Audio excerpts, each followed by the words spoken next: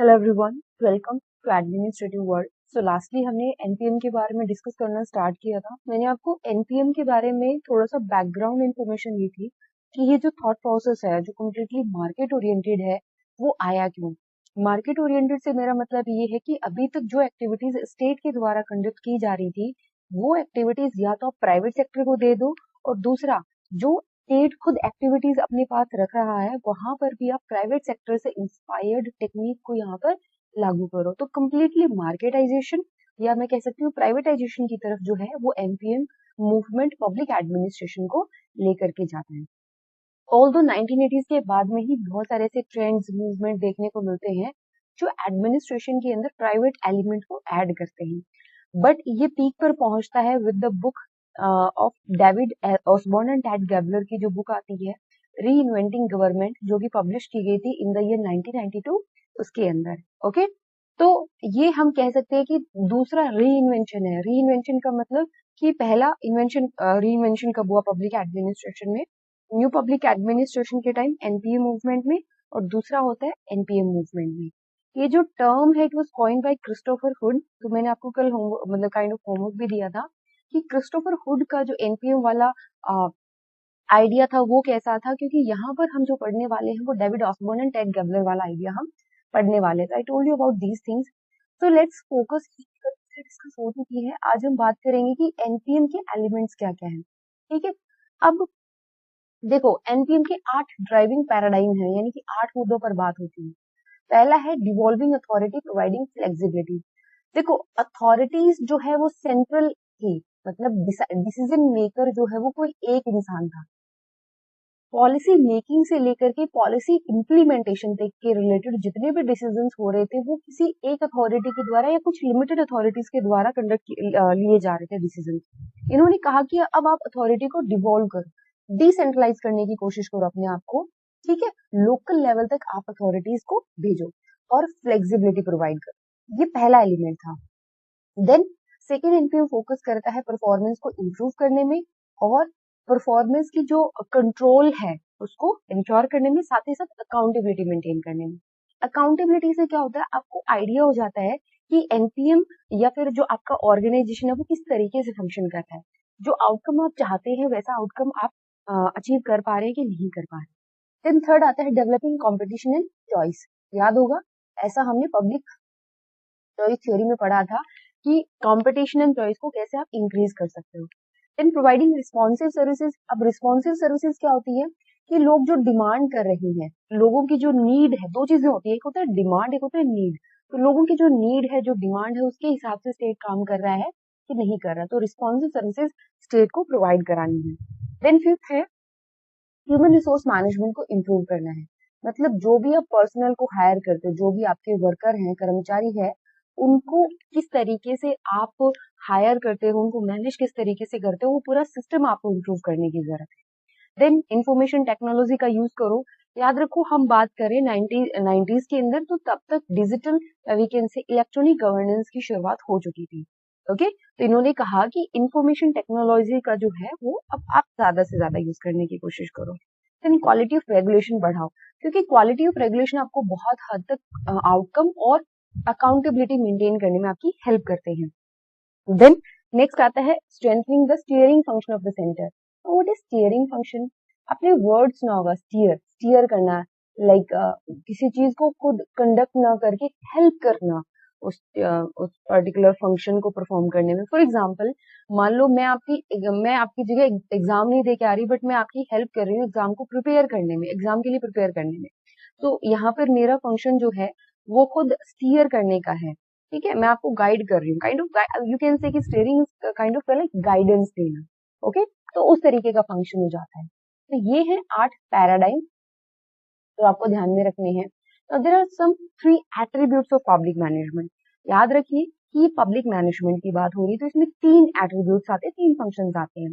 पहला आता है localisation. Now what is localisation? मैंने आपको बताया डिवोल्यूशन ऑफ अथॉरिटी। तो डिवोल्यूशन ऑफ अथॉरिटी में क्या आएगा, आप क्या करो, लोकल अथॉरिटीज को, फॉर एग्जाम्पल आपकी होम मिनिस्ट्री है, ठीक है, होम मिनिस्ट्री ने लॉ एंड ऑर्डर के लिए दिल्ली के अंदर बैठ करके डिसीजन ले लिया, न्यू दिल्ली के अंदर बैठ करके, और वो मान लो जो ऑर्डर है वो इम्प्लीमेंट किया जाना था झारखंड के अंदर।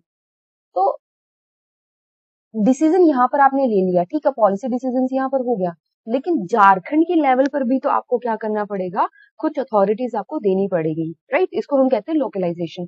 सो डिवोल्यूशन होना चाहिए, डिसेंट्रलाइजेशन होना चाहिए। इससे क्या होता है, एक तो क्वालिटी इंप्रूव होती है लोकल कंडीशन को ध्यान में रख करके, और दूसरा आंसरेबिलिटी भी बढ़ती है।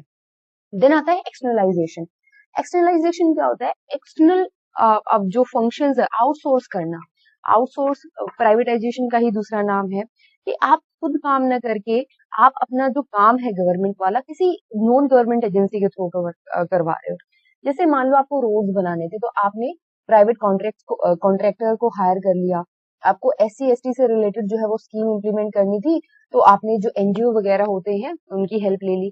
सो आप गवर्नमेंट फंक्शंस को कॉन्ट्रैक्ट आउट कर रहे हो to the non government agencies, okay. And no action execution, only focus on policy making. ये ध्यान रखना है कि गवर्नमेंट का काम क्या करना है, पॉलिसी मेकिंग पे आप फोकस करो कि रोड बनाना है, बजट इस बार किसको ज्यादा देना है, लेकिन एक्शन जो है मेनली एग्जीक्यूशन वाले पार्ट पे आप क्या करो, नॉन गवर्नमेंट एजेंसीज को दे दो।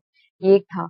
देन डी ब्यूरोक्रेटाइजेशन पे, डी ब्यूरोक्रेटाइजेशन मीन्स ब्यूरोक्रेटिक अथॉरिटी जो होती है, ब्यूरोक्रेटिक यानी कि गवर्नमेंट जो है मेनली ब्यूरोक्रेटिक वे से काम करता है, ठीक है। ऑल्दो आपको ब्यूरोक्रेसी के बारे में अभी इतना आइडिया नहीं होगा, when we will cover this thing in detail you get to know about the debureaucratization या ब्यूरोक्रेटाइजेशन। बट इतना ध्यान रखना, ब्यूरोक्रेटिक वर्ड हम यूज करते हैं जब हम बहुत ज्यादा फॉर्मल रूल्स एंड रेगुलेशन के हिसाब से काम करते हैं, ओके। जैसे आपको पता है कि मान लो आपको ऑफिस में इस तरीके से ही आपको जो है वो पेपर आपको बताना है, या फिर आपको फाइल इस तरीके से लेके जानी है। इवन अगर आपको आइडिया नहीं हो तो मैं बता देती हूँ, इवन जो गवर्नमेंट ऑफिस जो होते हैं, वहां पे जो फाइल पास की जाती है, उस फाइल को बांधने का तरीका, उसमें कौन सी चीज लेफ्ट साइड होगी, कौन सी चीज राइट साइड होगी, इन सारी चीजों के ऊपर भी पूरा मैनुअल होता है, पूरा प्रोसीजर दिया गया होता है, ओके। तो ये सारी चीजें क्या बताती है कि बहुत ज्यादा ब्यूरोक्रेटिक एलिमेंट हेड हो चुका है। आपको कहीं पर ब्यूरोक्रेटिक वर्ड सुने तो that means kind of formal authority, मतलब फॉर्मल अथॉरिटी है, वहां पे रूल्स एंड रेगुलेशन को ज्यादा फॉलो किया जाता है। एनपीएम वाज लाइक डी ब्यूरोक्रेटाइजेशन करते हैं, ज्यादा ब्यूरोक्रेसी चाहिए ही नहीं, डी लेयर करते हैं इसको। D layer means bureaucracy kind of क्या है, बहुत सारे फंक्शन परफॉर्म कर रही है, इसको डाउन साइज करो, इसको डी लेयर करो, कम फंक्शन इसको दो, और इसके जो नंबर ऑफ एम्प्लॉइज है, नंबर ऑफ फंक्शन है, उनको कम करो। जो अथॉरिटीज के पास बची है वो भी डिसेंट्रलाइज करने की कोशिश करो, और जो हायरार्की है, जो आप पूरा एक पिरामिड लाइक स्ट्रक्चर बन रही है, उसको भी आप ज्यादा से ज्यादा ऑटोनोमस यूनिट के अंदर काम करने के लिए उनको ज्यादा प्रमोट करो, and role back of state. एक पूरी चेन ऑफ अथॉरिटी पूरी इस तरीके से नहीं होनी चाहिए कि न्यू दिल्ली से ऑर्डर चलेगा और फिर वो पूरा ऐसे मतलब स्टेट गवर्नमेंट के किसी गांव तक वो पहुंचेगा, ऐसा नहीं होना चाहिए। बीच में जो हायरार्की के एलिमेंट्स हैं उसके अंदर आप क्या करो, उनको ऑटोनोमस यूनिट बना दो, एंड जो स्टेट का रोल है उसको कम कर दो, roll back of state. So NPM ने क्या करा, NPM have accepted the market as model of government, कि मार्केट गवर्नमेंट के हिसाब से नहीं, गवर्नमेंट को अब मार्केट के हिसाब से चलना पड़ेगा, ऐसा एनपीएम का मानना था। और ये काफी डोमिनेट भी करता है, ये जो थॉट प्रोसेस है एनपीएम वाली, ये काफी डोमिनेट भी करती है। आपको जो नोट्स मिलेंगे उसमें आप ध्यान से पढ़ना, ये सारी चीजें जो है मैंने ऐड करी हुई है, और इससे भी ज्यादा, जैसे क्रिस्टोफर हुड वाला कॉन्सेप्ट था, ये मैंने ऐड करा। अब आप जब इसको पढ़ोगे तो आपके मन में फर्स्ट टाइम आप बहुत इजीली इसको क्रिटिसाइज नहीं कर पाओगे। एक पॉइंट आपको लग रहा है कि ठीक है ना, मार्केट को बहुत एक्सट्रीम लेवल पे लेके गए है, इसके अलावा आपको बहुत कमियां नजर नहीं आएंगी, लेकिन ये एक ऐसा टॉपिक है जो पूरा कमियों से भरा हुआ है, ओके। यहाँ पर आप प्राइवेटाइजेशन जो आजकल चल रहा है, प्राइवेटाइजेशन होना चाहिए गवर्नमेंट को, इवन ट्रेंड है ये। अगर आप 2023 की बात करें, 24 की बात करें, 22 की बात करें, तो it has become a trend. Government भी क्या कर रही है, अपने पास सिर्फ जो स्ट्रेटेजिक फंक्शंस थे उनको रख रही है, और बाकी फंक्शंस क्या कर दिए गए हैं, प्राइवेट एंटिटीज को दे दिए गए हैं। गवर्नमेंट पीएसयूज के अंदर, जो पब्लिक सेक्टर अंडरटेकिंग होती है, उनके अंदर अपना जो वी कैन से जो शेयर वगैरह था उसको कम कर रही है। तो काइंड ऑफ जो ट्रेंड चल रहा है टुवर्ड द प्राइवेटाइजेशन, तो आप उसके क्रिटिसिज्म के तौर पे एनपीएम के क्रिटिसिज्म भी जो है यूज कर सकते हैं। But before that you need to know कि what is NPM actually. NPM के बारे में सिर्फ मार्केट है, इसके अलावा एनपीएम क्या है ये बहुत कम बुक्स में दिया गया है, एनपीएम के बारे में थोड़ा सा डिटेल के अंदर, ओके। तो ये चीज आपने ध्यान में रखनी है। एंड एक चीज और आप एनपीएम के रिगार्डिंग ध्यान रखिए। दैट इज जो आप पढ़ रहे हैं वो क्या है, वो आप टेड गैबलर एंड जो एंड ऑसबोर्न वाला मॉडल है पब्लिक मैनेजमेंट का। इसके अलावा भी आपको मिल जाएंगे, जैसे इनका आता है क्रिस्टोफर वुड का आता है, इवन पॉलिट फर्ली एंड बॉरिंग्स का भी जिक्र आता है, बट वो थोड़ा सा स्कॉलर्स वाला एस्पेक्ट हो जाएगा। अब आप ऑसबोर्न एंड गैबलर के बारे में पढ़ेंगे तो इन्होंने एक्शन प्लान भी दिया है। एक्शन प्लान मीन्स कि किस तरीके से आपको काम करना चाहिए, जो एनपीएम मॉडल है वो किस तरीके से काम करेगा। तो इसमें उन्होंने कुछ चीजें बताई हैं। जैसे इन्होंने कहा कि सबसे पहले कोर, मतलब एक कोर ऑब्जेक्टिव होना बहुत ज्यादा जरूरी है किसी भी ऑर्गेनाइजेशन के लिए। जैसे फॉर एग्जांपल अगर हम कोई भी काम करते हैं तो वी हैव एन ऑब्जेक्टिव कि वो हमें अचीव करना है। वैसे एक ऑर्गेनाइजेशन के लिए बहुत क्लियर ऑब्जेक्टिव का होना बहुत ज्यादा जरूरी है। देन कॉन्सिक्वेंसेज, कॉन्सिक्वेंसेज का आपको आइडिया होना चाहिए। कॉन्सिक्वेंसेज मीन्स आप जो भी काम कर रहे हो वो क्या कॉन्सिक्वेंस कैरी कर रहा है, ठीक है। कॉन्सिक्वेंस नेगेटिव ही नहीं होते, लेकिन कई बार क्या होता है अनडिजायरेबल कॉन्सिक्वेंसेज होते हैं जो हम एक्सपेक्ट भी नहीं करते और जिसके लिए हम रेडी भी नहीं होते। तो आपको आइडिया होना चाहिए उन चीजों के बारे में, और आइडिया तभी होगा जब आप एटलीस्ट इस फैक्ट से तो अवेयर होंगे कि आप जो काम कर रहे हैं उसके इंटेंशनल और अनइंटेंशनल कॉन्सिक्वेंसेज हो सकते हैं। देन कस्टमर्स की तरह ट्रीट करना है अपने सिटीजन्स को। Okay, core consequences and customer, ये ध्यान रखें। इसमें बहुत फंडामेंटल था कि treat the citizens as customer, और किसी भी कस्टमर के लिए सबसे ज्यादा जरूरी क्या है, या किसी भी कंपनी के लिए जरूरी क्या है, customer satisfaction. So you have to treat the citizens as customer. Then control करना है आपने। तो कंट्रोल कैसा होना चाहिए, कंट्रोल डिसेंट्रलाइज्ड होना चाहिए, एम्प्लॉयज को ज्यादा से ज्यादा एम्पावर करना है एंड कल्चर को चेंज करना है, ठीक है। कंट्रोल कल्चर कौन सी है, आपकी नॉर्मल कल्चर नहीं, कल्चर ब्यूरोक्रेटिक कल्चर जो है ऑर्गेनाइजेशन की, उसको चेंज करना है to include the human values to win over the citizens. Okay, इसके अलावा आपको जो मेन एलिमेंट थे मैंने आपको बता दिए। सबसे मेन फोकस किया गया है एनपीएम में पब्लिक सर्विस डिलीवरी के ऊपर। आप पब्लिक चॉइस थ्योरी देखो, आप एनपीएम के बारे में पढ़ो, यू गेट टू नो कि हाई क्वालिटी पब्लिक जो सर्विस डिलीवरी होती है उसके ऊपर फोकस किया गया कि जो लोगों को सर्विसेज दी जाती है वो बहुत अच्छी होनी चाहिए। तो यहाँ पर डेनहार्ट एंड डेनहार्ट का नाम आता है, ठीक है। डेनहार्ट एंड डेनहार्ट ने बताया था कि किस तरीके से हम सर्विस डिलीवरी को इम्प्रूव कर सकते हैं, उसके कुछ प्रिंसिपल्स दिए थे इन्होंने। जैसे इन्होंने कहा था कि सिटीजन्स को आप कस्टमर की तरह ट्रीट करो फर्स्टली, देन पब्लिक इंटरेस्ट बहुत ज्यादा जरूरी है, देन सिटीजन को आपने ध्यान में रखना होगा। मतलब एक तरीके से ऑल दो देखो, आप फोकस करो, आपको पढ़ने से फर्स्ट टाइम अगर आप इसको एनालाइज नहीं करोगे तो यू विल फील कि गवर्नमेंट को एक एंटरप्रेन्योर बनाया जा रहा है, एक बिजनेसमैन की तरह पोर्ट्रे किया जा रहा है, एक बिजनेस की तरह पोर्ट्रे किया जा रहा है। ऐसा नहीं है। एनपीएम सेज कि ठीक है आप एंटरप्रेन्योर की तरफ जा रहे हो, आप मार्केट मैकेनिज्म की तरफ जा रहे हो, but your first priority should be the citizens. Citizen satisfaction should be your first priority. ये चीज आपने ध्यान में रखनी है। प्राइवेटाइजेशन में क्या होता है कि हमें सिर्फ एफिशिएंसी बढ़ानी है, ये आप फोकस रखिए। प्राइवेटाइजेशन में हमारा क्या होता है कि हमारे जो रिसोर्सेज हैं उनको हमें प्रॉपरली यूटिलाइज करना है, we need to increase the efficiency. But in NPM movement the focus was on the thing that we need to satisfy the citizen first. ये चीज आप फोकस करें, ओके। तो ये चीज थी। दिन स्ट्रेटेजिक थॉट बहुत मैटर करते हैं। स्ट्रेटेजिक थॉट मीन्स कि आप अपनी कंट्री को लेकर के, अपने लोगों को लेकर के क्या फ्यूचर प्लान्स रखते हैं। देन मैक्सिमम अकाउंटेबिलिटी होनी चाहिए। ऑल्दो ये मार्केट मैकेनिज्म है बट फिर भी यहाँ पर अकाउंटेबिलिटी का प्रिंसिपल बहुत मैटर करता है। एंड सिटीजन्स की रियल नीड, जो हमने बात करी थी ना रिस्पॉन्सिवनेस की, यहाँ पर रियल नीड की बात करी गई थी। And people need to be valued rather than productivity. So here efficiency and productivity have the second place, और फर्स्ट प्लेस किसको दिया गया, सिटीजन्स को दिया गया। ये चीज आप ध्यान रखें एनपीएम मॉडल के अंदर। कई बार क्या होता है कि हमें जब तक दूसरा व्यू पॉइंट ना बताया जाए, we take one thing into consideration. तो इसके लिए क्या किया गया, जो पब्लिक मैनेजर्स थे उनको बहुत ज्यादा ऑटोनॉमी दी गई, ठीक है। उनको बहुत ज्यादा ऑटोनॉमी दी गई that they can handle the things as per their wish in the sense कि according to the situation they can handle the things. So public managers की ऑटोनॉमी इंक्रीज करी गई, देन परफॉर्मेंस को मेजर करने का तरीका बताया गया, देन जो मैनेजरियल सपोर्ट सर्विसेज थी जैसे एचआर सर्विसेज होती हैं आपकी, रिक्रूटमेंट ट्रेनिंग वेजेस, उसमें उनकी हेल्प करी गई, एंड एक कंपटीशन सेंसिटाइजेशन वाली बात भी थी। जैसे पब्लिक चॉइस थ्योरी में क्या कहा गया कि कंपटीशन होना चाहिए between different agencies to provide the good services to the people, और यहाँ पर क्या हुआ कि एनपीएम के अंदर ये कहा गया कि बेहतर सर्विस देने के लिए, सिंस आपको कस्टमर सर्विस कस्टमर सेटिस्फेक्शन से मतलब है, तो बेहतर सर्विस देने के लिए आप बाकी लोगों को क्यों नहीं इन्वॉल्व करते, include the private sector also.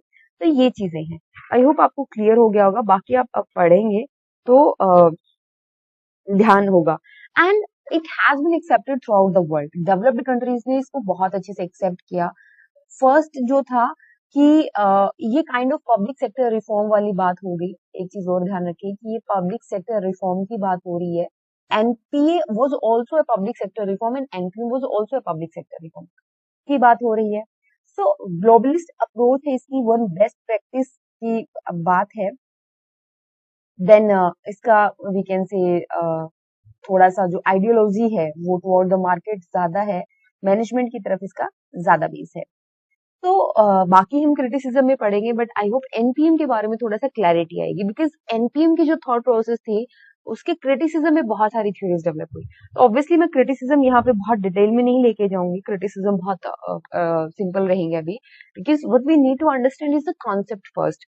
अगर हमें कंसेप्ट समझ में आ गया तो हम देखते ही बता देंगे कि ये कंसेप्ट जब दिया गया था तब ये सिचुएशन थी और आज ये सिचुएशन है। तो डेफिनेटली इसके कुछ प्रोविजंस ऐसे थे, कुछ इसके प्रपोजल ऐसे थे जो एक्सेप्टेबल नहीं थे, एक्सेप्टेबल होने भी नहीं चाहिए, बिकॉज वो पूरा जो सिस्टम होता है ना उसको बिगाड़ करके रख देते हैं। कई बार हम जब प्रपोजल देते हैं ना टुवर्ड द गवर्नमेंट रिफॉर्म और पब्लिक सेक्टर रिफॉर्म, हम एक चीज भूल जाते हैं कि वो कंप्लीटली इंटर रिलेटेड है। गवर्नमेंट बहुत बड़ा सेक्टर माना जाता है, whether it come to the employment, whether it come to the citizens life, वो बहुत सारे लोगों को हैम्पर करता है। जैसे गवर्नमेंट 140 करोड़ लोगों को डायरेक्टली और इनडायरेक्टली इन्फ्लुएंस कर सकता है with a very simple decision. Government ने कह दिया कि जाओ आधार लिंक करवा दो अपने राशन शॉप से, बहुत छोटा डिसीजन है, लेकिन क्या हुआ, इसके रिपल इफेक्ट इकोनॉमी तक आने लगे, रिपल इफेक्ट इसके लोगों की आम जिंदगी तक भी आने लगे। बहुत सारे ऐसे लोग थे जिनका आधार नहीं बना था, बहुत सारे ऐसे थे जिनका आधार वेरीफाई नहीं हो पाया, बहुत सारे ऐसे थे जिनका लिंक नहीं हो पाया, और जिनका सब कुछ हो गया वो कई बार राशन पे जो बायोमेट्रिक शॉप होती है वहां पर अपना फिंगरप्रिंट अच्छे से नहीं लगा पाए, या फिर उनका फिंगरप्रिंट जो जैसे लेबर वगैरह थे उनका कई बार काम करते करते उनका फिंगरप्रिंट प्रॉपरली काम नहीं कर रहा था। So there were a lot of issues.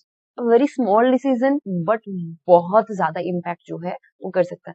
I am not saying कि आधार बनाना उसको लिंक करना it was a small decision, it is just to give you an example कि इस तरीके से सोचना या छोटा सा डिसीजन लेना भी लोगों को बहुत इजीली मतलब बहुत इम्पैक्ट करता है, हमें इस चीज को ध्यान में रखना चाहिए। तो वी कैन नॉट से कि मार्केट वाले मैकेनिज्म हम गवर्नमेंट में ला सकते हैं, definitely there should be some kind of reform, but what kind of reform we want वो डिपेंड करता है। मार्केट तो डेफिनेटली हमें नहीं चाहिए, बिकॉज मार्केट में एक चीज बहुत क्लियर है, दैट फिटेस्ट सर्वाइव, और मार्केट ही सब कुछ अगर प्रोवाइड करने लगी तो फिर जो वीक है उनका क्या। ठीक है, सो क्रिटिसिज्म इसी बात पे होता है कि it can never be accepted that privatisation always increase efficiency and productivity. No, it does not happen. Privatisation although बहुत अच्छा है, बट बहुत सारे प्राइवेट प्लेयर भी फेल हो जाते हैं। Okay, so privatisation can not be the solution for each and every problem. Then first of all आपको ये ध्यान रखना पड़ेगा कि प्रॉब्लम की जड़ क्या है। जैसे पब्लिक ब्यूरोक्रेसी के अंदर प्रॉब्लम क्या है, वो स्ट्रक्चरल प्रॉब्लम है, वो एटीट्यूडनल प्रॉब्लम है। जैसे क्या होता है, जो ब्यूरोक्रेटिक सेटअप के अंदर आ गया ना उसमें एक अलग ही एटीट्यूड डेवलप हो गया। वो एटीट्यूड ऐसा हो गया कि now I am the boss and वो we are the part of the creamy layer, we are different from the common people. And जैसे ही आपके अंदर ही आता है कि you are from ruling family, ruling class and you are different from the citizens, the common people, एक attitude आपका कैसा डेवलप हो गया, एक मास्टर एंड सर्वेंट वाला आ गया। You became the master and the citizen became the servant. समझ में नहीं आता कि आप उनके बेनिफिट के लिए हो कि वो आपके बेनिफिट के लिए। तो ये एटीट्यूडनल प्रॉब्लम है। दूसरा स्ट्रक्चरल प्रॉब्लम है। स्ट्रक्चरल प्रॉब्लम कैसे, हायरार्की बहुत ज्यादा है, एक पिरामिड बनी हुई है, तो वो बहुत बड़ी प्रॉब्लम हो जाती है। एंड अगर हम ये प्रॉब्लम हम आइडेंटिफाई कर सकते हैं, we can try to resolve this problems, but अगर हम कंप्लीटली देखो इट्स लाइक कि हमारी पूरी मान लो बॉडी के अंदर एक छोटे से पार्ट में प्रॉब्लम आ गई, फॉर एग्जाम्पल आपके लेग में जो है दिक्कत आ गई, मेरी मान लीजिए कि ठीक है लेग में दिक्कत आ गई, और मुझे पता है कि लेग में दिक्कत किस वजह से आ रही है, because I am not doing proper exercise.